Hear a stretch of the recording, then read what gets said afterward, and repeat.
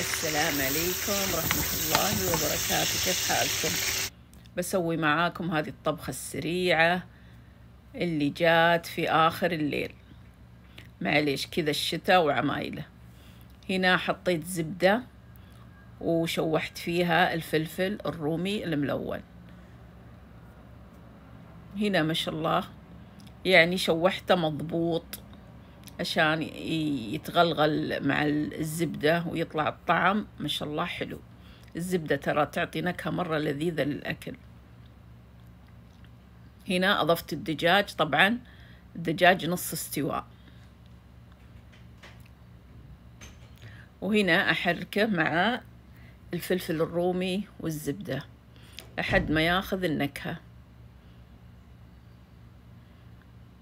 ما شاء الله طبخة سريعة. هنا حطيت ملعقة صغيرة كاري، وحطيت شوية فلفل أسود، شوي قليل، وأشوحهم على النار.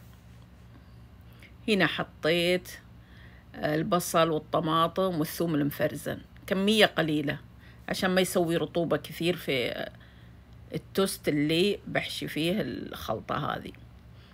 هنا سويت الخلطة اللي ححطها على التوست، طبعا جبن سايل مع قشطة مع شوية كريمة طبخ. هنا ما شاء الله فردت التوست ودهنته في الأطراف بالجبنة. ابتديت أحط الحشوة وألفها.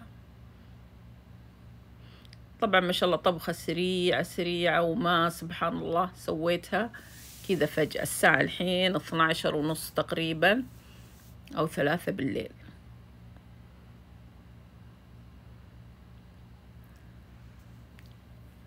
هنا ما شاء الله ابتدي احشي التوست والفه. ما شاء الله يلف يعني بسهولة، ما شاء الله ما ولا احلى من هذه الطبخة، سريعة ولذيذة مرة. كذا لثيته ما شاء الله ويلزق مع الجبنة السائلة.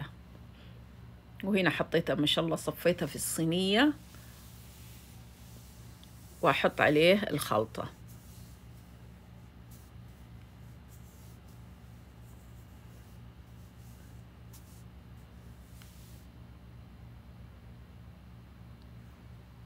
على كامل الصينية.